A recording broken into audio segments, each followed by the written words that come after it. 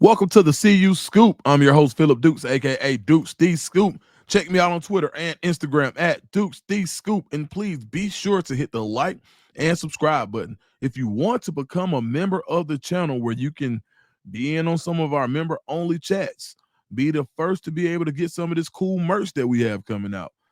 Just go ahead and look in this description for this video, and you'll see the link. Become a member, a subscriber, become all. Be a part of the fam. All right, guys, we're going to talk about Shedeur first day in Cleveland. As you all know, Shedeur had a draft slide, or he was pushed, or however we want to say it, but he ends up the 144th pick in the NFL draft as a fifth rounder. Now, I have a video earlier this week that you can go check out. Had a video earlier this week that you can go check out where I actually spoke with his father, Coach Prime Shedeur Sanders, and he just talked about, hey, he's like, dudes, we good. Like, you know, God is still in control. I think there are going to be some big things that happen for both of my sons, but including Shedeur. And he was also mentioning Shiloh in Tampa Bay, who also started today.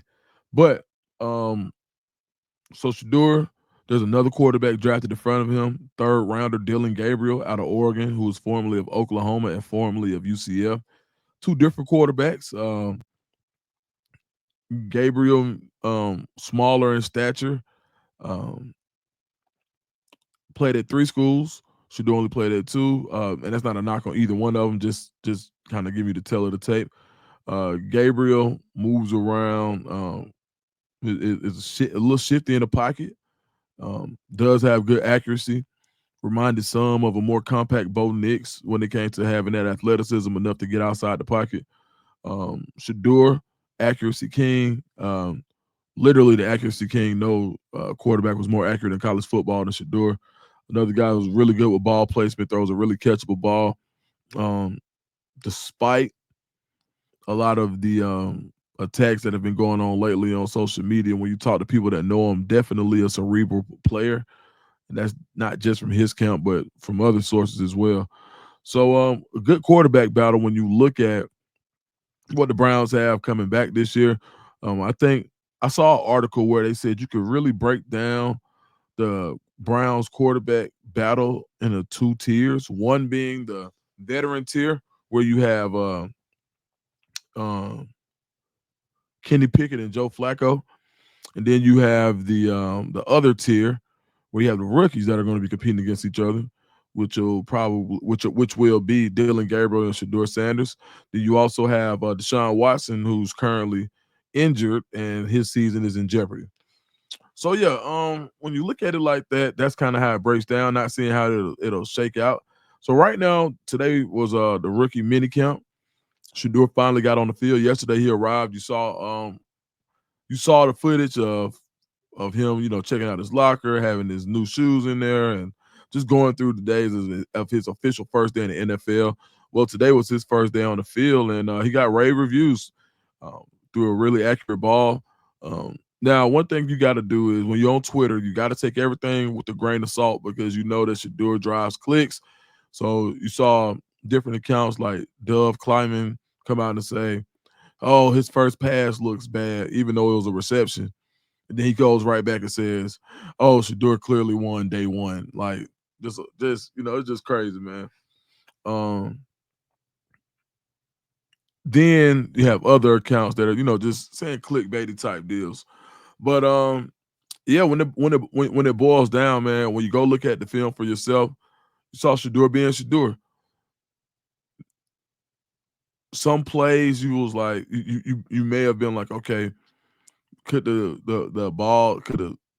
I mean, if you want to just grasp for straws and you want to just nitpick, you say, oh well, could he put a little more zip on the ball? But I think that comes with understanding the speed of the game at this level, making reads, becoming more comfortable with the offense.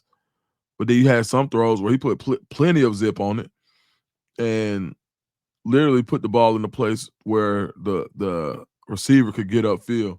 So there are a couple of articles. When you go to the Cleveland Browns website, Kelsey Russo had a really good article on it.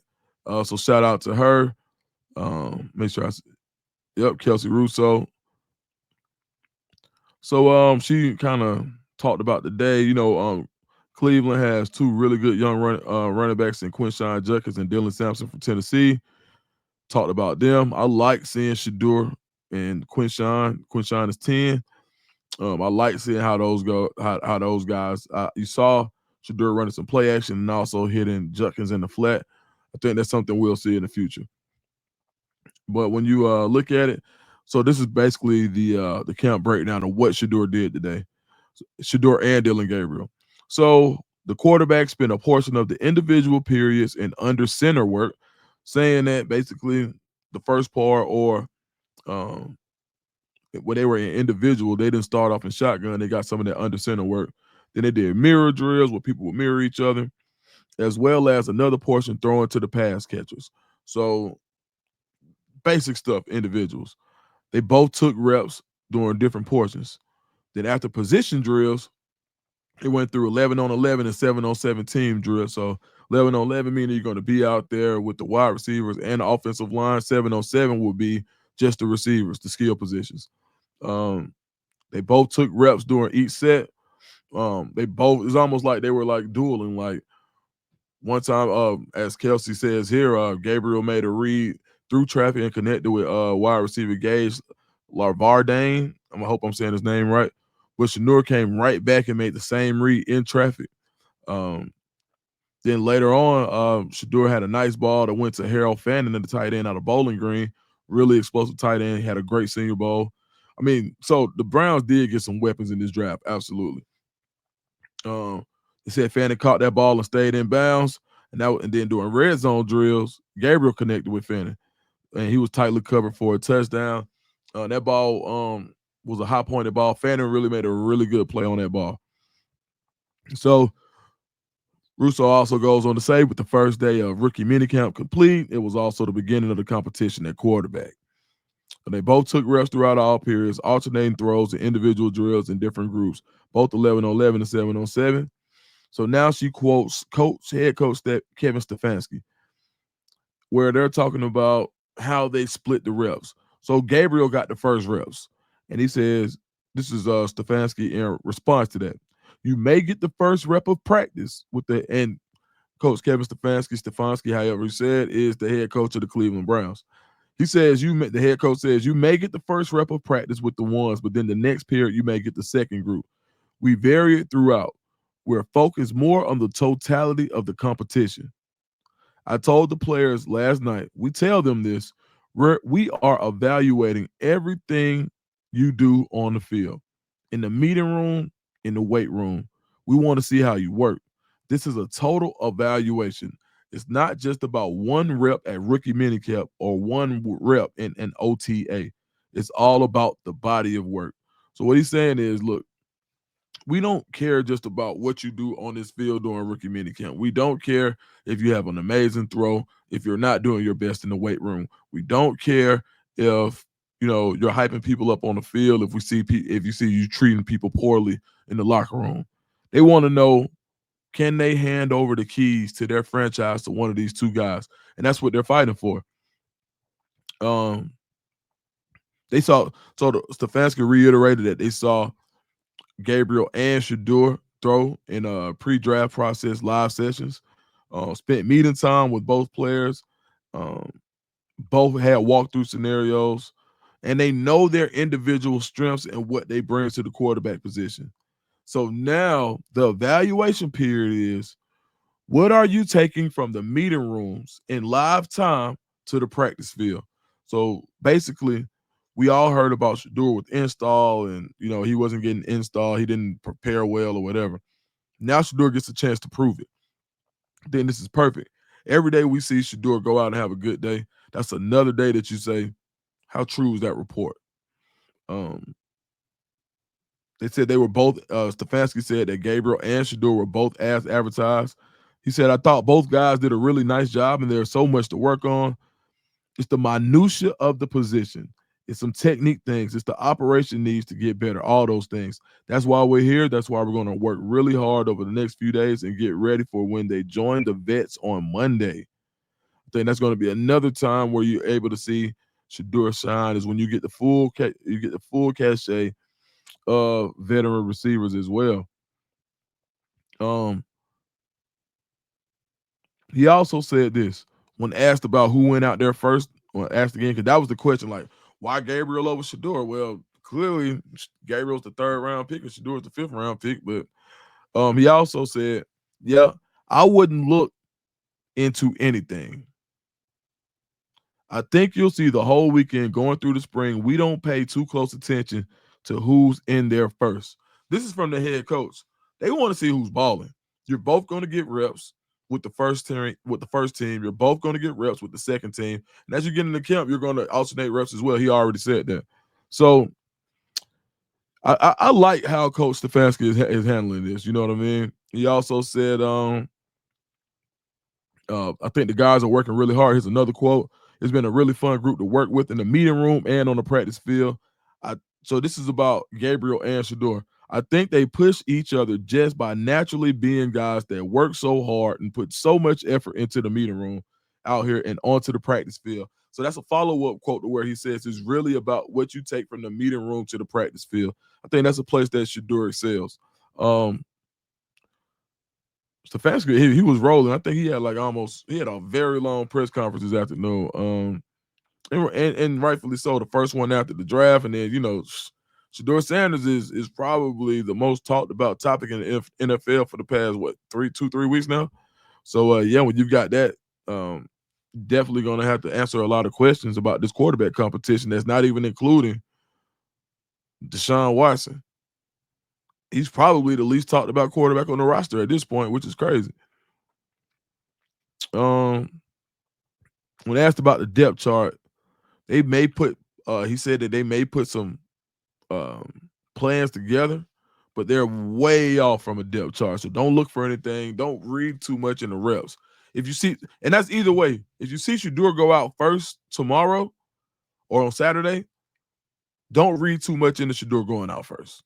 All right, like just for Colorado fans, you got to be even keeled about this, and you got to trust the process and know that if it's for Shedeur, it's going to be for Shedeur. Don't read too much into anything, but also do be encouraged by the performance so far.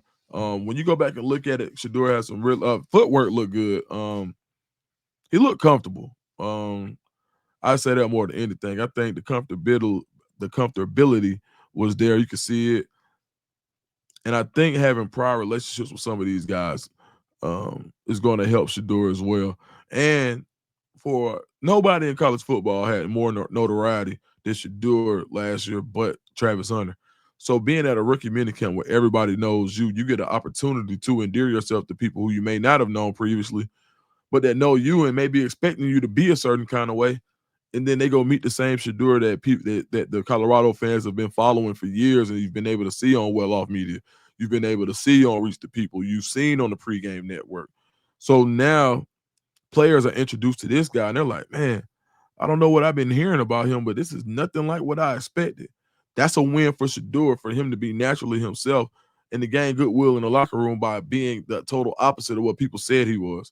You don't hear you didn't hear the teammates. You don't hear the LeJohntay's. You saw the relationship he had with LeJohntay and Jimmy Horn and Will Shepherd. And we're going to find out about Will Shepherd as well. So we'll make that note so we can find out what happened. And we're going to make sure we send prayers up for Mr. Shepherd. But, yeah, for sure. You saw what type of relationships that he was able to build in that locker room in Colorado with so many different personalities. I just look forward to seeing him build those same type of relationships in Cleveland and for people to see who he really is outside of the news clippings. I think that's probably going to be his biggest ace in the hole is his personality. Neither quarterback spoke to the media, but the expectation is that on Saturday both will speak to the media. But yeah, they got plenty of reps today. Last year, and it's a stark contrast from last year with the Browns, because last year in rookie minicamp, the Browns actually signed a quarterback just for a rookie minicamp. That they really did, and they called him a rookie minicamp arm. This year, they don't have two quarterbacks, and this is from another article where they say, like, man, these dudes are more than likely both going to be on the roster going into the season. Um,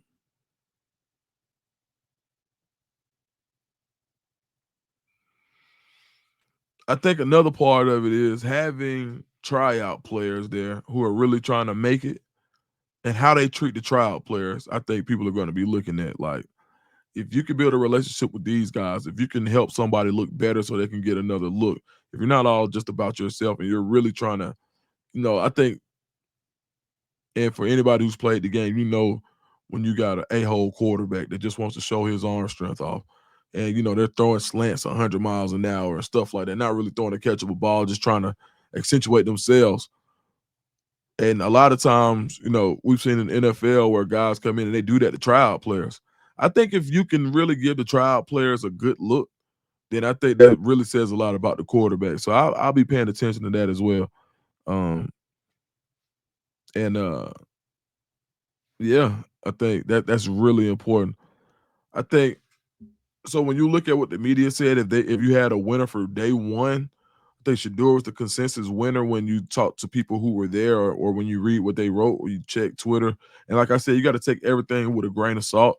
But you have to be. There's only so much that you can take from a day simulated in helmets and shorts. Coach Stefansky said that as well. But I think Shedeur has gotten off to a great start, man. And when you go back and you look, I think there's some really good throws that he made. But just look for the chemistry, even on the plan. And I listen. I know we didn't have a whole lot to look at, but I'm looking forward to seeing Quinshad Judkins and Shedeur Sanders build a relationship. I don't know why they stood out to me, but I can just see that the play action, hitting them in the flats. And I know there was one play where a social media account was like, "Oh man, that's a dime, absolute dime," and it's really just him throwing the ball in the flat. But for some reason, I just think that those two guys are going to miss, and I may have a little bit of inside ball on that one. So, just if I say anything, just make sure you hold on to that Quinshad Judkins, Shedeur Sanders relationship. All right, guys, that's my time. I just wanted to recap Shedeur's day one. Um, Make sure you hit the like and subscribe button, and make sure that you're looking at all those different and if you know where to go watch Shedeur in live time, I don't mind. You could drop it in the comments here, and then we'll come back and we'll talk about it tomorrow evening. All right, guys, man. See you, man. I appreciate y'all. Make sure you hit the like and subscribe button and go become a member. All right, man.